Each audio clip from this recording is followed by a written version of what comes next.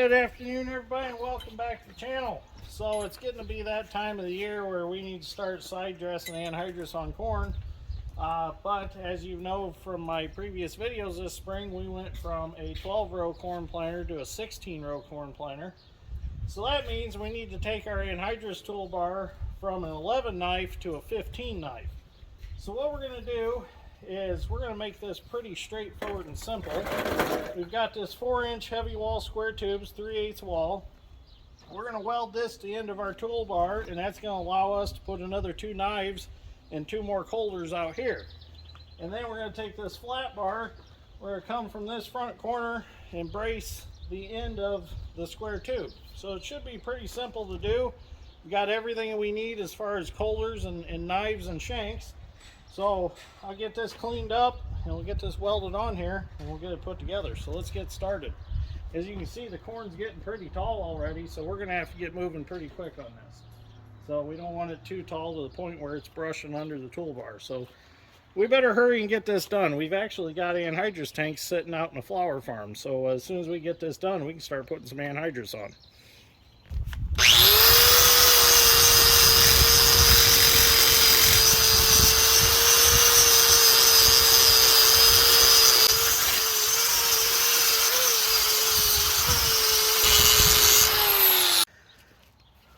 Well, what I need to do now is I need to bevel the ends of this tube so I can get a good weld on it to the end of this frame here. So I'm going to use a bigger grinder for this.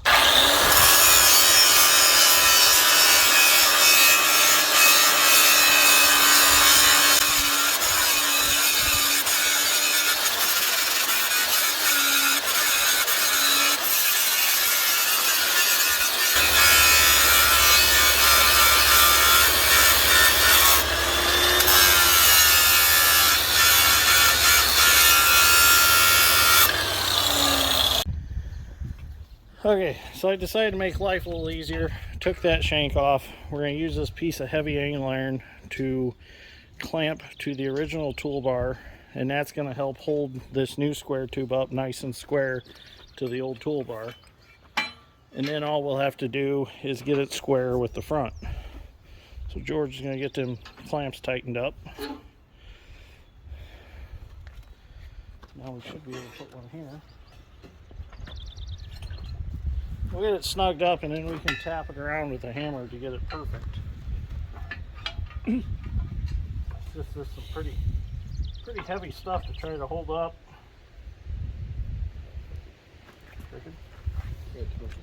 Too much weight on this one. Alright.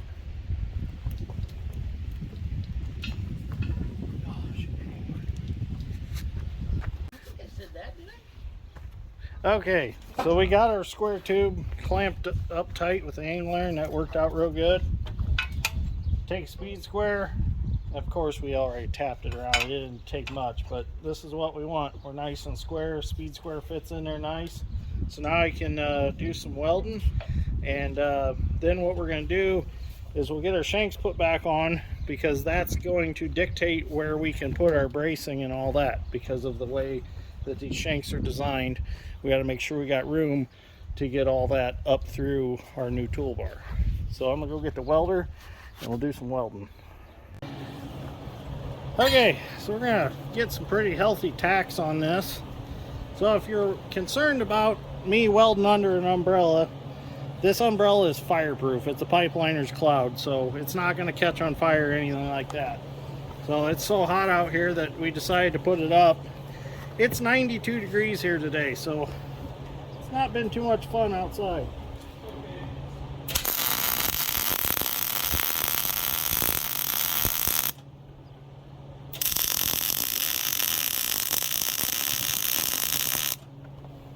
Get 4 healthy tacks on there, then we don't have to worry about it drawing or moving on us. 'Cause that's never fun. You get something welded up and realize, oh no, it drew a 1/4 of an inch or better.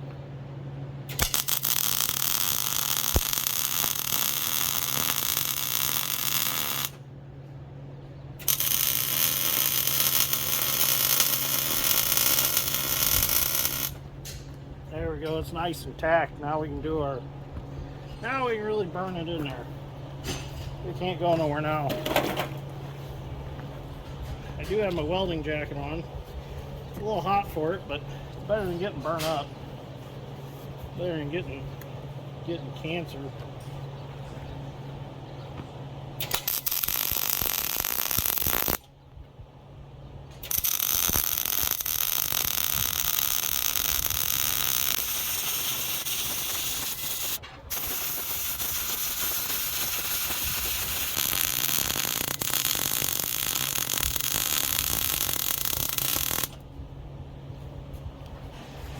That other side, probably make a couple passes on them.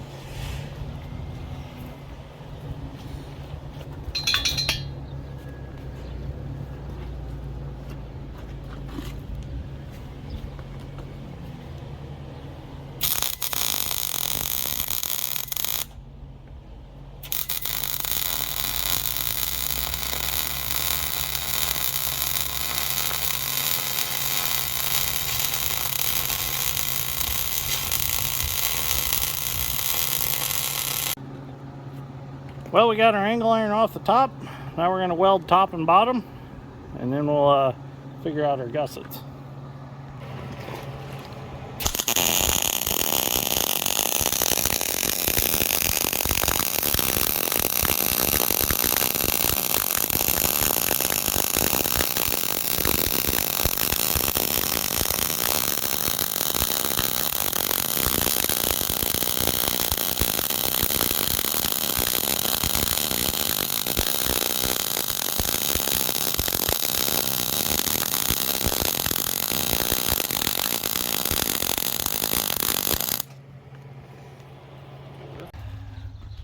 Okay, so we're going to put our first shank on here. Well, second one from the end. It's not our first one, but the first one we're bolting on the new tube. We had to go get longer bolts because the bolts that came with these, this is all used stuff we got from a friend of ours. The bolts that came are too short because apparently this was all on a toolbar that was a 4x3 tube, not a 4x4 tube. We're going to have to swing that over a little so I can get this bolt in. So we got to get these two plates bolted together with the colder assembly, and then we shove the shank in between them. You got to swing. Stop this over. Oh yeah. Our hammer.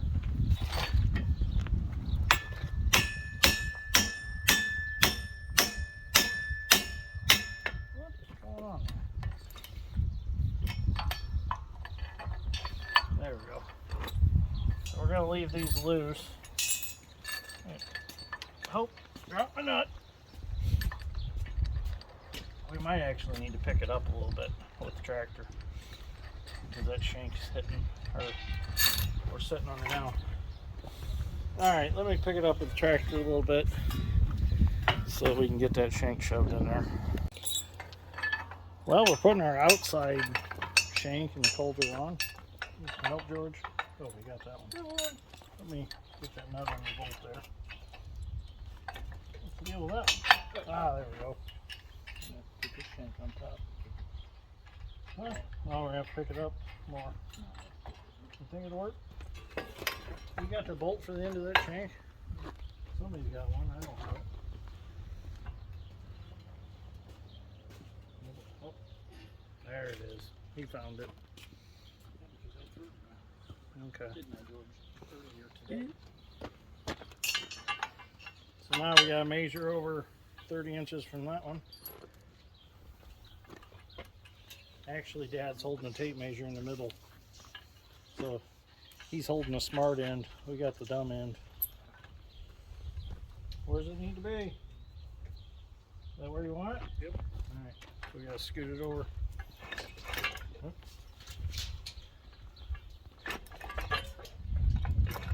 Oh, too far. No, hold it. Right there.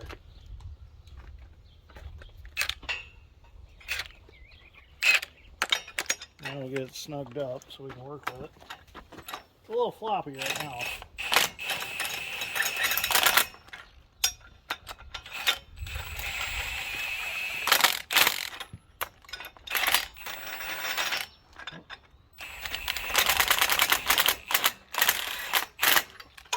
That socket's a little wore out from taking trackpad bolts out. Okay.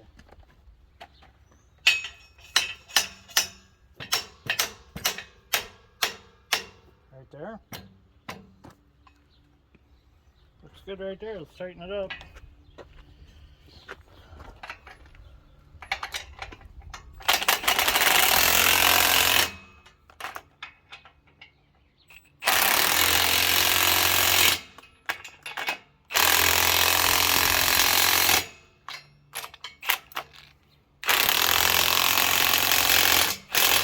There we go. Well, that looks good. Of course, we'll go through and we'll tighten them up and we'll probably fine tune them a little bit, but at least they're bolted in. Now we can see where we can run our gussets without interfering with all this. So gussets probably gonna have to go from here to the front. We can't really get it around. We might bring some plate up here and around. We're gonna play with that a little bit. We're gonna come up with a way. It's all custom stuff. Okay, so far this is turning out really nice, and I found out that I can run that gusset from the end of this tube up to the end of there and pass it right through here. So that's gonna be nice. But I've got to go grade off some stone because a friend of mine is having a graduation party tomorrow and he needs some stone graded off in front of his new pole barn that they're gonna have the graduation party in. It's kind of an emergency. So I'm gonna take off and do that. George is getting the Bobcat loaded up for me. I'll go do that. And when I get back from that, we'll get this welded in and this side will be done. We are going to paint it. We're not going to paint it now. We're going to do it later. We're going to use it just the way it is. And we're probably going to end up painting this bar green and yellow to match the tractors. So, okay, go get that stone done. We'll get back on this. Well, that turned out really nice. They don't have to walk in sand for the graduation party. So I'm gonna head back to the shop and get back to work on the applicator. Okay, so now we're on the other end of the toolbar. I figured I'd show you what we're gonna do down here since both ends are going to be the same. We're not just adding two to one end. That would just be not right. It has to be two on each end to keep things balanced out. So we've got our tube on just like we did on the other end. Now we need to put our brace across the front to the end of this tube. And I think what I'm going to do, it's going to be pretty simple what we're going to do. I'm going to take this flat bar here. We're going to pass it through here. This won't affect any of this coming apart. It all bolts together anyways. We're going to pass that through there. We're going to weld it to the toolbar right there.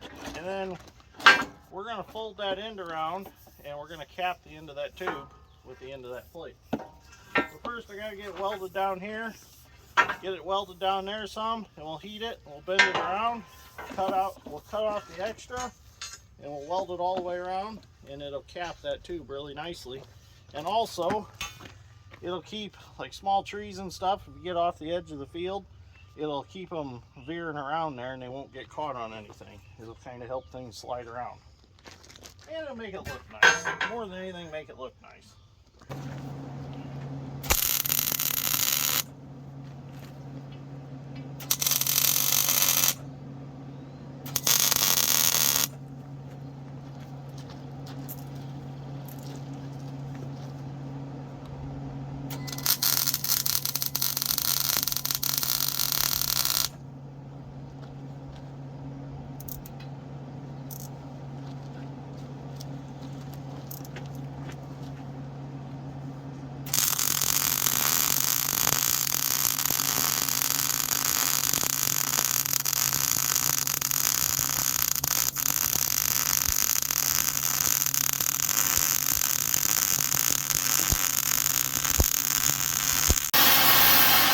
Now we're going to get that good and hot. We're going to bend that around.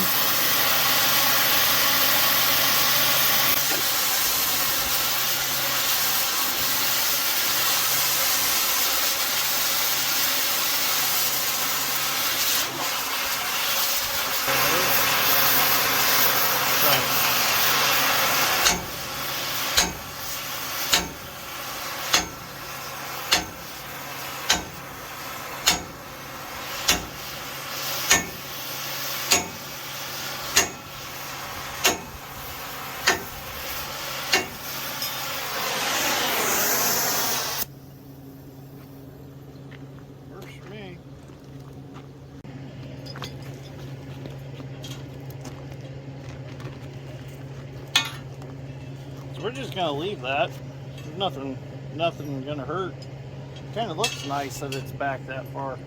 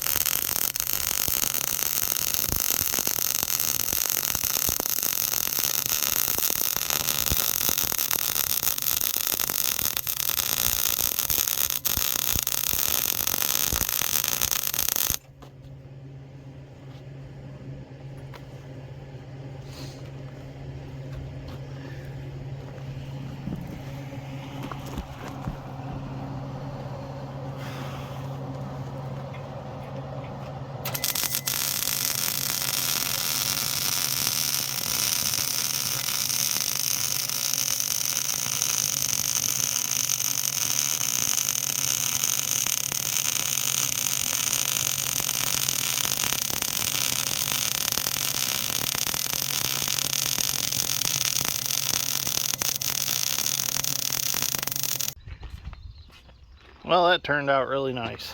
I really like it. So now I'm gonna go down to the other end, put that on the other end, and we're done. Dad's got these knives plumbed up.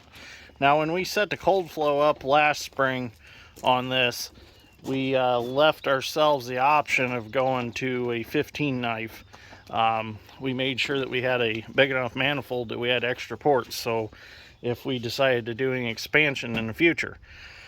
And it just so happens that the future is now, so we were able to hook everything up and make everything work without a big hassle here in the center. Now I did do a video on putting a cold flow on last spring, so you can go back through the videos and find that one if you want to see how that all worked. So now we'll go do the other end, and we'll be able to put some anhydrous on this afternoon. Like I said, we're going to paint this later. I've got a friend that's got a mobile sandblasting service. Probably just have him come. We'll strip everything off of it, have it sandblasted, and then we'll paint it to match the tractors. Look really good green and yellow, I think. All right, I'm gonna go down and do the other end to get this finished up. Well, it's all finished up. Looks good. Only one thing left to do. That's take it to the field. Just so happens we're at the field already. So we'll get some tanks hooked up, or one tank hooked up. You can't pull doubles when you side dress. Well, I suppose you could, but we only pull one at a time. But turned out great. Really wasn't too bad of a project. Saved us a lot of money because there was a bar available that was already 15 knife, but they wanted $25,000 for it, and we already had all the money invested in the cold flow and everything on this one.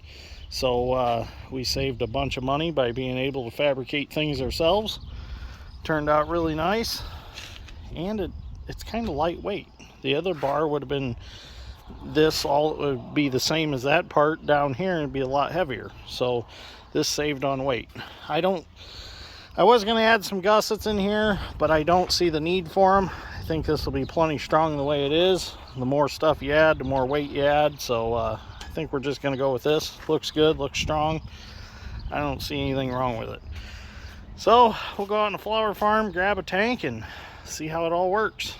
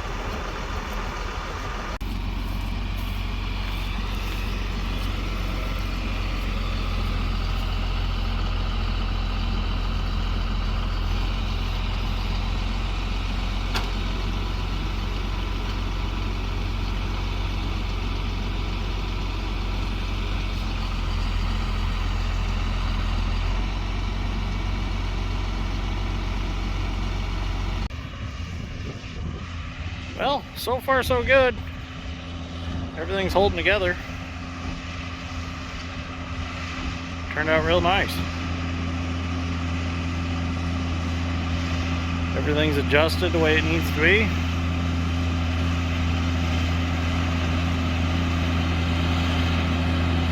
These ends have some curves on them.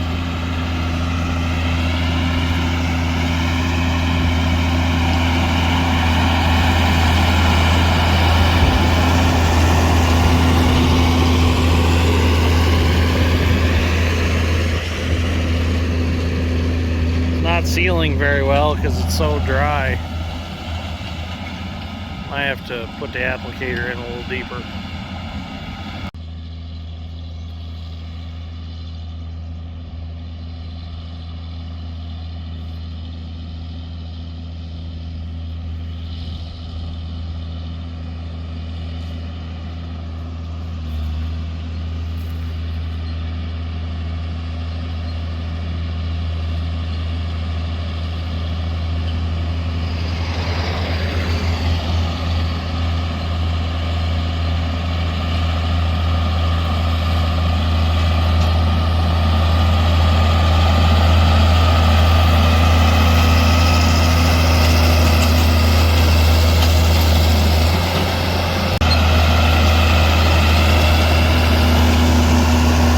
Better. We got it in deeper. Now it's sealing real nice. Much better. There's a rock that I missed. Can't believe I missed that rock. Oh well, I can stay there for now. Well, looks like it's gonna be perfect. I mean, look at that. Turned out real nice. Alright, got some other things I need to do today, so thank you for watching. Greatly appreciate it. And I will see you all in the next one. Hopefully you enjoyed this episode of Dirt Green Steel. What do you think, Scooter? Whatever works. You haven't been in a video for a while. No, I haven't. You still got your YouTube channel, right? Yes, I do. Scooter's World. Still fixing lawnmowers? Yep. See? And ATVs. Oh, and ATVs now, so we've expanded. Yeah. So go check out Scooter's World. So, well, thank you for watching. We'll see you all in the next one.